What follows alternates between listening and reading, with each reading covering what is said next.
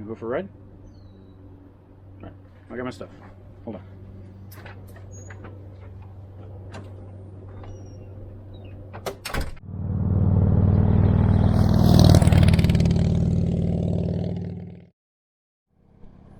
Hello there, my name's Andy. Welcome back to my channel, Heathen Mode of Life. In today's episode, we're gonna actually have a legitimate topic instead of me just rambling about. We're actually gonna talk about the pros and cons of solo riding versus group riding. We're gonna start with group riding, some pros. One of the pros of group riding is the ability to learn from each other. If you're an experienced rider or a novice, especially if you're a novice, riding with a group of people can really help you learn some stuff. Taking advice from experienced riders, whether they're experienced solo riders, experienced group riders, or a mixture of both, either one, you're going to get some solid advice. And unless you're the type of person who doesn't take advice well, this actually may be on your con list. But this list, I kind of wanted to express my own thoughts and stuff like that. I can take constructive criticism well. I can take people telling me, hey, maybe instead of doing it this way, you should try doing it that way. Or I noticed that you were braking really late and it kind of caused the group to bunch up a lot. For me, the advice bit from experienced riders is always a plus. Another pro is it gets you experience, not just the advice from other experienced riders. It gets you out of your comfort zone. If you're used to riding solo, or you've never ridden in a group before, or you're just getting into riding in a group will dramatically increase your skill set.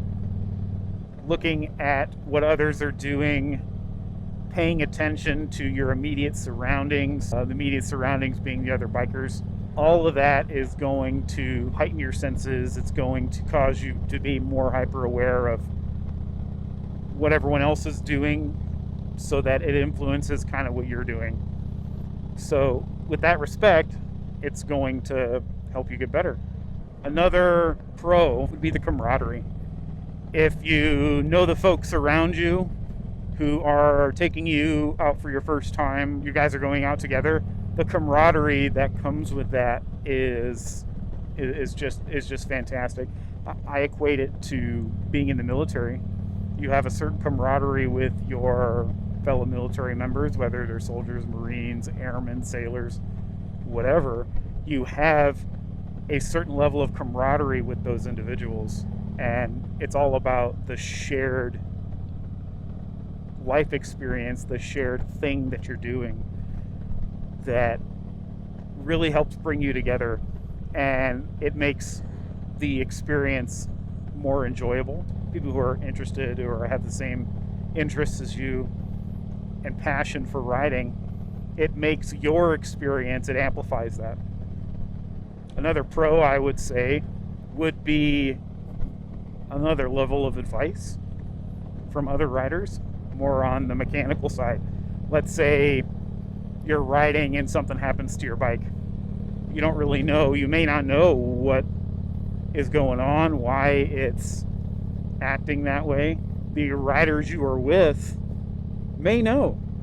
They may know exactly what's wrong. They may know how to fix it. They may know how to take the tools that you have and make it so that you can ride your bike, finish the ride, or at least get to a mechanic, barring them not knowing what's happening or being able to fix it.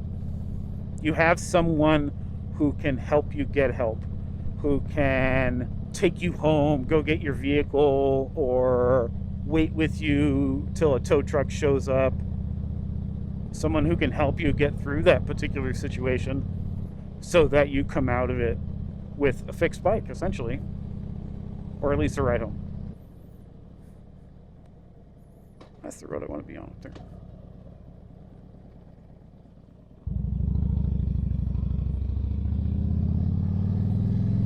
I think one of the last pros I want to talk about with group riding is safety in numbers. When you're with a bunch of other people, you are less likely to be confronted by less friendly people, or if you aren't the type of person who likes to communicate with those who aren't inside your particular friend group and your particular circle of people that you enjoy being with, then a group of you is going to kind of hinder others from wanting to talk to you. And that could be a good thing, that could be a bad thing, you know? Again, this is my personal thoughts on pros of group riding, and safety in numbers is definitely a pro, especially if it's a group of people that I know. I'm not overly talkative when I meet new people. I kind of sit back and watch things kind of happen. And then maybe once I get to know the people around me, maybe I'll, be more want to engage them in conversation. I think that was the road back there that I wanted to be on. That's the road that's going to take me to the pass. Only a dead end.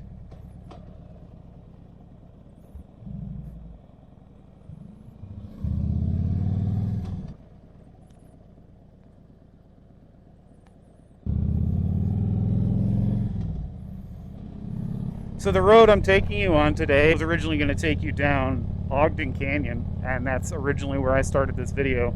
But I essentially had to cut that and start over because there about a half mile into the canyon, traffic was at an absolute standstill, and I was not about to sit through that. And I was going to take you up the other side of this way, so this is where we would be dumping out originally on that first ride that I abandoned. So I'm going to take you up this way. This is Ogden Pass. This kind of rides the top of the mountain as opposed to a canyon. Offers some pretty good and cool views. Pretty cool.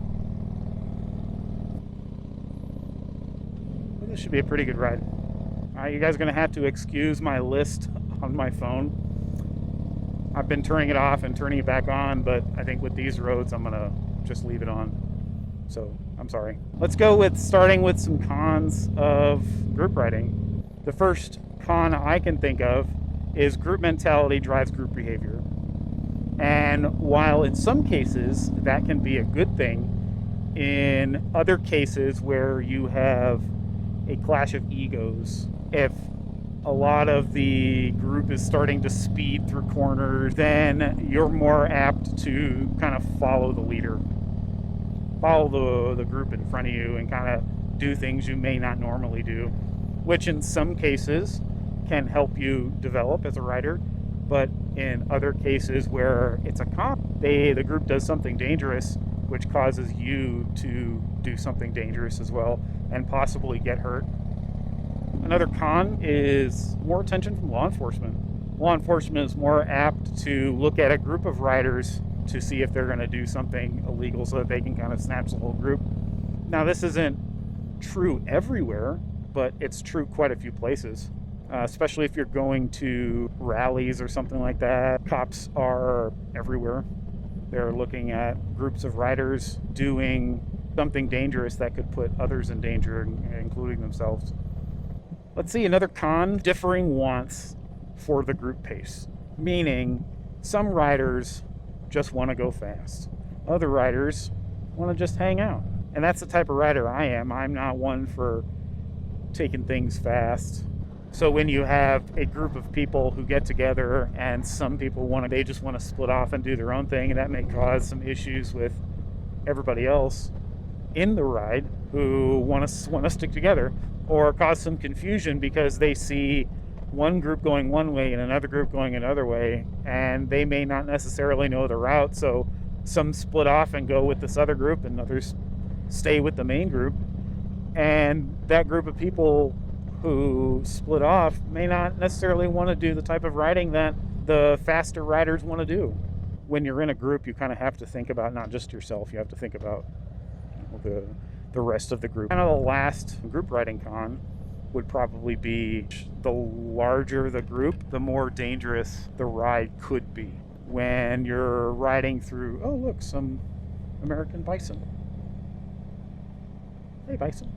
The larger the group of people, the more apt bad things are to happen.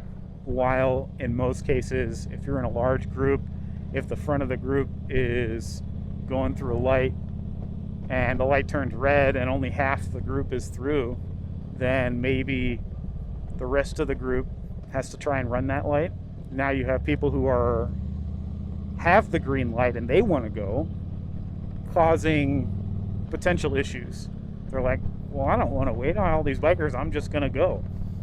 Now we have potential for accidents. Now we have potential for injury, and we don't want that. Going on to solo riding. Solo riding is mainly what I do. I generally don't ride in groups. I used to, and not to say that I don't like to, I do. Most of my riding is done solo. The first pro we'll go over is, the freedom to do whatever you want. You can do what you like on your ride because it's your ride. If you want to ride fast, ride fast. If you want to chill out, chill out. If you want to ride behind slow vehicles, ride behind slow vehicles. Next pro for riding solo is meeting new friends.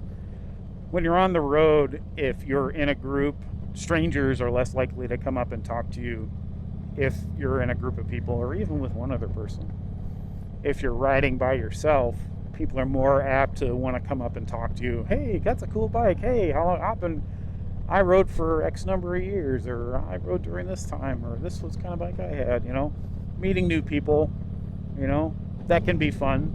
When fellow riders come up and then they introduce themselves as a rider, you have that instant kind of connection with them. Another pro that I really like is being able to enjoy the surroundings around you, I'm in the Wasatch Mountains now. This is Pineview Reservoir over here.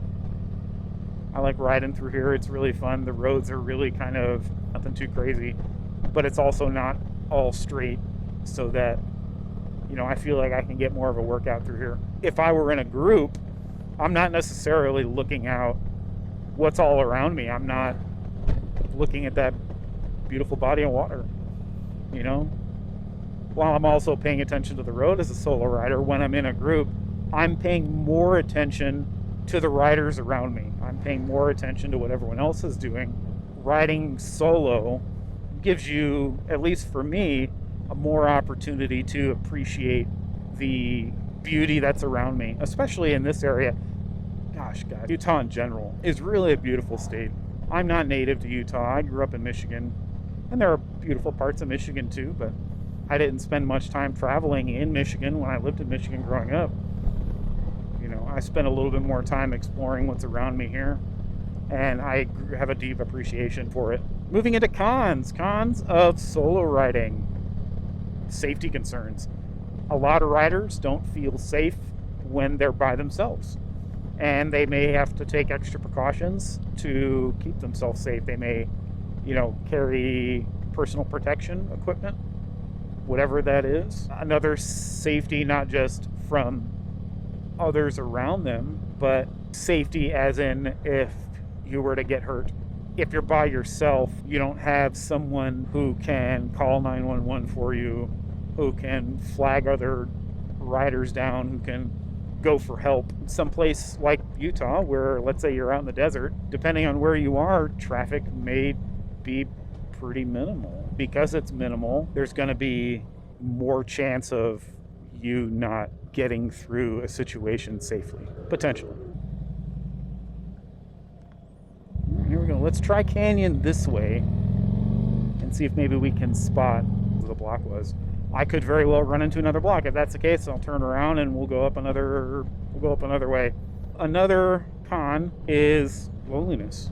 On short rides like this, it can be okay, but when it's just you, it can get lonely. Hey, bud. You didn't tell me to turn around, so. The next con, vulnerability. No safety in numbers. Well, here we go. There's an accident down the canyon. So, looks like I'm turning around, folks. 2 hours. See, people are nice. They're letting me know I should not go this way.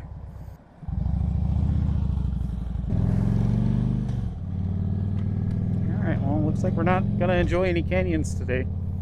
So yeah, vulnerability is definitely a con in my book. You don't have that safety in numbers. So when you're riding in a place where maybe you're unfamiliar with, or maybe a dangerous part of town, and it's just you could be more apt to run into trouble. In which case we go back to that safety concerns. Maybe you should make sure you have protection with you in whatever form of protection that is. And the last con I want to talk to you guys about is trip planning, right? Trip planning is all on you. I don't mind trip planning. Sometimes I can get, not sometimes, a lot of times I can get very indecisive about where I want to go.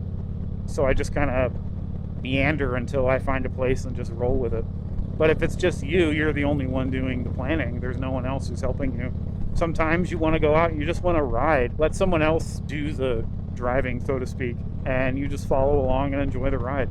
All right, so that was my pros and cons list between group riding and solo riding. Let me know what you guys think. Do you guys prefer group riding? Do you guys prefer solo riding? And why? What do you guys think are some other pros and cons? Maybe some I didn't think of. So let me know what you guys think. All right, guys. Well, I'm going to go ahead and let you go. Thanks for coming along with me. Again, my name's Andy. This is Heathen Moto Life, and we'll catch you on the next ride. See ya.